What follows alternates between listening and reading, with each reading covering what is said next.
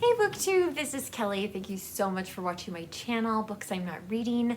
I am here today to do a tag video that is not only a tag, but also a giveaway, which I think is just a great idea.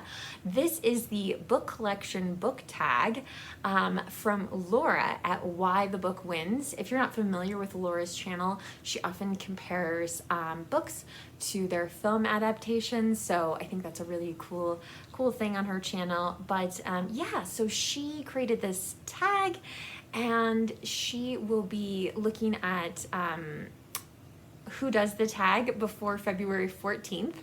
And also, if you don't have a channel, you can go to Laura's video, which I will link down to below, of course, and you can answer the questions there and also be entered in a drawing for a $50 gift certificate to eBay, so we can all add to our collections, right? Yeah, so I think that was really fun. Be sure to check out Laura's video as far as her answers to these questions, which are fantastic, and there's some really, really beautiful books that she discusses. But yeah, if you want to enter the drawing, you need to make a video by February 14th, and you make sure that you list, make sure that you include Laura in your notes down below, or again, go to the original video and answer the questions in the comment section. So here's my version of the book collection book tag. Now, I don't really consider myself a book collector, although in looking around at the books today, maybe that's true.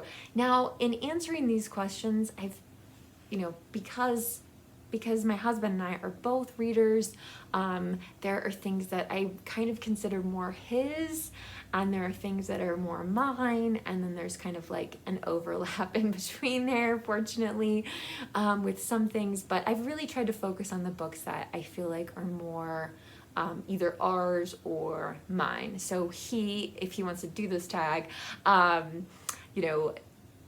he would have different answers to these questions. So, what book are you most proud to own? And again, a lot of this is about like, what do we value? And so even though like these books may not have any value to someone else, like they're really valuable and important to me. And the first one, I lost it. The first one is Pride and Prejudice by Jane Austen, and especially this edition. I love owning the A&E BBC miniseries edition of this book so much. And my grandmother gave me this book, and this was the beginning of my kind of journey with books. So this was the very first book I ever showed on my channel, so you'll probably have seen that many times. But question 2, what is a book that has slipped through your fingers, or a book you want to buy that is just too expensive? So when I started reading all the books that have won the Pulitzer Prize for fiction, the first book that I intentionally did for that project was The Late George Apley by John Marquand. And I got this book for $1 at a fantastic used bookstore in Missoula, Montana called The Book Exchange. And I am like slightly attached to this beat up paperback, but I think if I read it again, which I would like to, by the way, I'm not sure it's gonna, like, I don't know if you can hear the spine creaking there, but I'm not sure it's gonna last. So it would be nice to have a better edition of this. I don't know that I want a hardcover, but yeah, and I think Jason my husband did actually offer to buy me a reprint of this, and I turned him down. And yeah, so that's kind of a book that slipped through my fingers. Let's see. Question 3, what is the most expensive book you own? So we do own a lot of, well, not a lot, but we own and again, I consider these more Jason's books, books from the Folio Society, which are extremely, extremely expensive. And my thing about Folio Society books is I feel like I can't read them because they're so expensive that, you know, if I spilled my coffee on them, it would be just catastrophic. But I will show you one, and I think Jason recently showed it on his channel. This is the Complete Poems for Christopher Robin by A.A. Milne, with decorations and illustrations by E.H. Shepard. And again, you can see the Folio Society. They always come in these beautiful slip cases. And then, yeah, I mean, just look at the cover of that book. So, I mean, on one hand, I am glad to own this. Like, I do think this is a really beautiful book, and the poems in it are just absolutely charming. But it's just not a book that I, yeah, like, I wouldn't, like, we own The Grapes of Wrath and the Folio Society edition. Well, when I decide to reread The Grapes of Wrath, that's not going to be the copy that I go to. Because if I mean, yeah, they're just so expensive, they go out of print. Question 4, do you budget for your book buying? No. Again, my husband and I have tried to do this several times. We had like discretionary money that we could use for, you know, whatever we wanted. But yeah, Jason would just buy books or go to the movies. So yeah, so we've tried several times over the years to do that.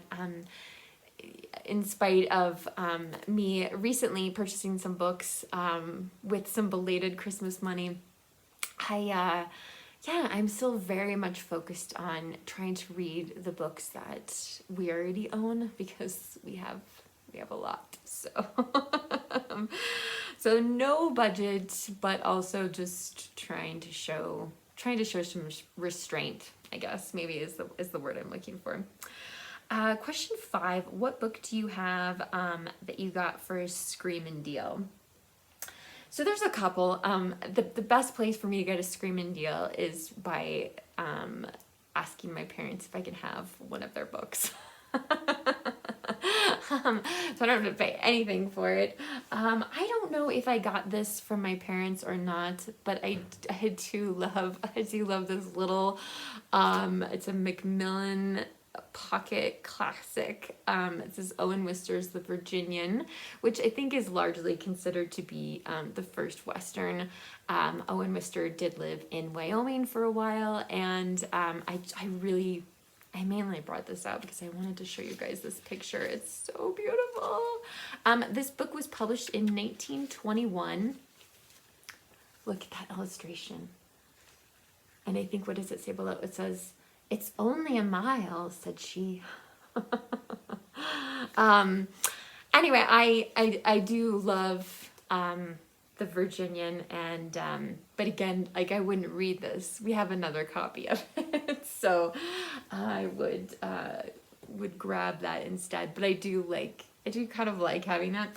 Again, I don't know if I got that from my parents or not, but I definitely got this one, which I've shown before, and this is T.A. Larson's History of Wyoming, and it is signed by T.A. Larson to my parents.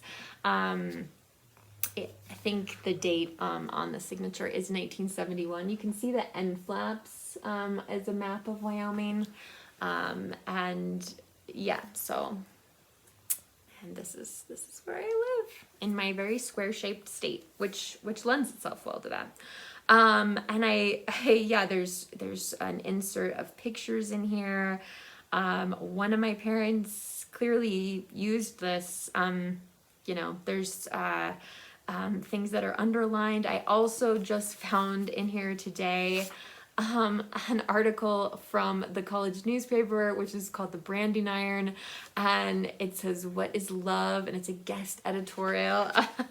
So I'm gonna have to read that for sure, but at some point I will read this. Obviously, you know, it's not up to date, it's nothing like that, but I would like to see kind of what T.A. Larson has to say about the history of Wyoming and learn a little bit more about it. Another place to get screaming deals is if you know a bookseller. And so I got this advanced reader copy of Flora and Ulysses by Kate DiCamillo from a friend who worked in a bookstore before it was published. So it was very fun to read it. This is like, I think, the only ARC we own because Jason is not a fan of ARCs. And I don't know, it doesn't bother me as much, but there are, you know, I mean, this book includes almost kind of like graphic elements to it, but at the same time, like there's also, find it here, like illustrations say like, you know, final art, oh, here we go, final art to come. And I think that's just sort of fun and interesting to look at, and I should read it alongside a finished copy of the book just to see the difference. But anyway, so those are some screamin' deals that I got. What author do you own the most books of? We, by far and away, own the most copies, editions of books by Charles Dickens. And yeah, and also own biographies, things like that. So, but as far as like what author do we own the most books by, that would be Charles Dickens, which leads me to the next question, is what book do you own the most editions of? And that would have to be A Christmas Carol. So here's my little cheap paperback. I still haven't taken the sticky notes out from this Christmas, that I read every year, and I just like it because it's light and I can read it in bed, and it's, you know, easy to transport. For a long time, the only copy that we owned was this one, which includes some other stories, hence it having be that big. I think it's got like Cricket on the Hearth or something like that.